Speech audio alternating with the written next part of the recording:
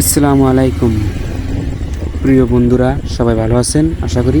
তবে আমি একটা নতুন ব্লগ নিয়ে এসেছিলাম আপনাদের সামনে। তবে যেরকম হোক না কেন আপনারা দেখে যাবেন। তবে লাস্টে সব কিছু বলে দেব, কী কারণে গেছি আর কী কারণে যাইতেছি। তবে দেখতে থাকুন। আমাদের গ্রামের রাস্তা এরকম, আপনারা দেখেন।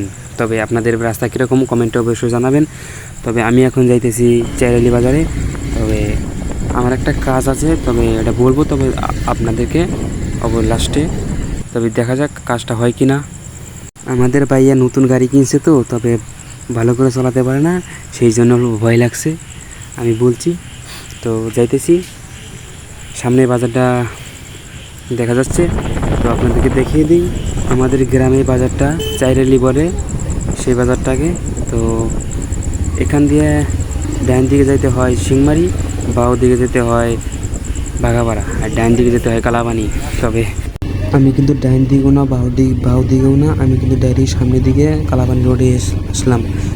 কারণ কালাপানির সামনে, রোডের সামনেই একটা বাড়ি আছে, সেইখানে আমার কাজ আছে। তবে কাজের জন্য যাইতেছি, দেখি কি হয়। এই ভাইয়াটা জানি কী বলছিল, তবে ভালো করে শুনতে পারিনি।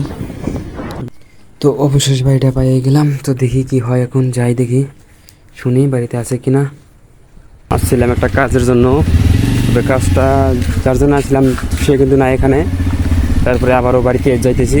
এখানে এসে দেখি একটা পাগল এখানে বসে পুরনো কথা কইতেছে, পুরানো কালে কি কি করছে না করছে।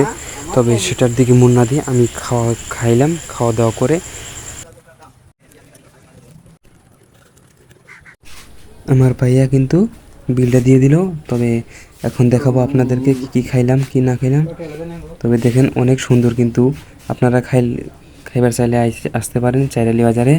তো বন্ধুরা, এখন খাওয়া দাওয়া শেষ হয়েছে, এখন বাড়িতে যাব। তো কীরকম হয়েছে ভিডিওটা কমেন্টে জানাবেন। আমার ভিডিওটা কিন্তু এখানে শেষ করে দিলাম। আপনারা ভালো থাকুন এবং সুস্থ থাকুন।